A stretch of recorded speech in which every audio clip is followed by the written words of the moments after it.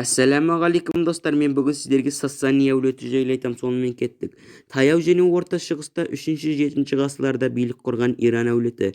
Парсы аңыздары бойынша елдің тұңғыш патшасы Сассанидің есімімен аталған.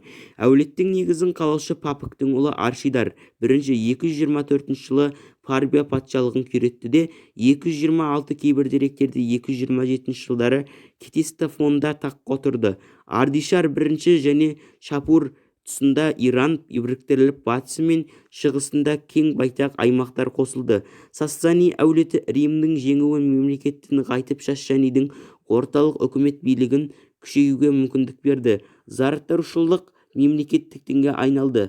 5 ғасырда Арменияның, Кавказ, Албаныстанның, Ирвиганның патшалары болып Сассани әулетінің мирасқорларына қосылды. Жергілікті халықтарды қанау үшін 571-572 жылдары Арменияда көтеріс болып өтті. 5 ғасырдың 90 жылдарында маздактар қозғалысы өріс алды. Сассани әулеті билігі мемлекет 558-568 жылдарда епталиттерді, яғни аққұмдарды талқандап, Ауғанстан мен Орталық Азияны, Әмударияның оңтүстік батысы бірқатар жерлерді қосып алды. Имен бағындырылып, 589 жылы шамасында елге басып кірген түріктер талқандалды. Бірақ 7 ғасырдың басында Сассани әулеті әлсіреп кетті де Издигар 632, кейбір деректерде 652 жылдардың тұсында мемлекетті арабтар жаулап алды. Сассаниліктердің Иран империясы екен. Саяси жағдайы: Иран жерінде қуатты мемлекет сонау ежелгі дәуірдің ақ құрылған болатын. Алдымен 12 ғасырларда Медия тайпасының бастамасын қуатты империя құрды. Біздің заманымыздан бұрынғы 153 жылы билікті Ахмедид әулетінен шыққан парсылар ауыстырды. Ахмедидтер дәуірінде империя мейлінше күшейіп, олар елдің территориясын одан әрі кеңейтті. Иран империясы тарих бойынша Кіші Азия арқылы батысқа шапқыншылықтар жасады. Ислам діні дүниеге келген шақта Парсы еліндегі билік Сассанилердің қолында болатын, және олар Византиямен жалғасы түрде соғысып жатқан болатын. Осы кезде Сассанидтер империясы шығыс пен солтүстік түркілермен батыс Византиямен көрші орналасты. Ол Византиямен соғыс жүргізе отырып, кейде басқа көршілермен де қақтығысып жатты.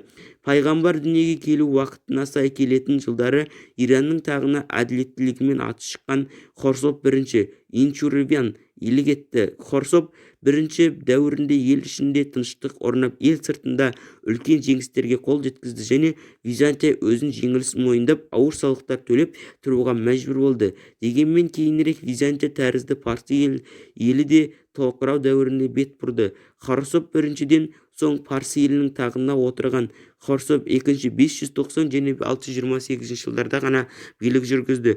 Жолбасшының жетістіктеріне қол жеткізе алмады. Ол өзіне дейінше Шашшанидтердің қалдырған қуатты армиян алдымен Константинопольге дейін жорық жасап, Византияны жеңгенімен кейінірек Византия басымдыққа ие болып, Парсы елінің астанасы Кетистоваға Медиан да дейінгі жорық жасады. Сассанидтер мен Византия ауа райы қолайсыз, суы тапшы, шөл аймақтарда орналасқандықтан Хижаз өлкесіне дейінгі арабтарға ешбір жорық жасай алмады.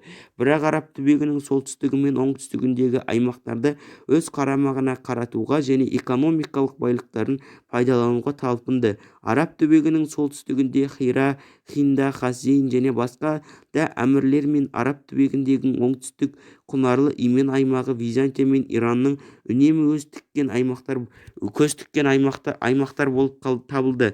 Пайғамбарымыз Сассани империясының исламға шақыру хатын жолдаған елшісін жіберген кезде Иран тағында Хорсоп 2 Фарбиз отырды. Пайғамбарымыз көрші елдерге жіберген елшілерге деректі қатынас жасаған осы болатын. Әлеуметтік құрылым: Сассани заманында Парсы еліндегі қоғам 4 топтан тұралды. 1 дінбасылар, 2 билеушілер, 3 әскерлер, мемлекеттік қызметкерлер, 4 шаруалар мен қолданушылар.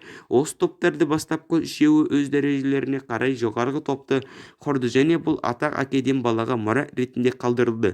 Төменгі сатыны құрайтын және Сассани анағұрлым көп шаруалар жоғарғы сыныпқа өтуге ешбір мүмкіндігі болмады. Олар егін барысында және билеушілер тарапынан басқаруға бағынуға міндетті болды. Мемлекет басшысы Шахшанақ деп аталды.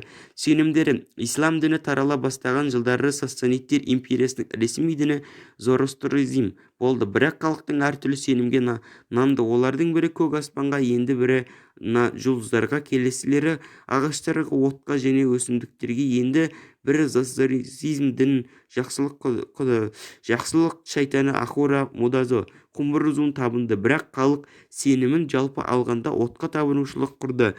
Зороастризм дінбасыларға, аймақтық билігіне, билеушілерге өз ықпалын жүргізе білді. Зороастризм шайтан да Ахура Маза да фарсыларының ұлттық шайтаны және соғыс шайтаны ретінде танылды. Оның жер бетіндегі символы Ахура Маздаға деген халық сенімін арқасында дінбасылары атқа абыройы жоғары болды. Сондықтан олар халықтың жүріс-тұрмысын, әмірлері мен тыйымдарды зерттей алатын құқықта болды.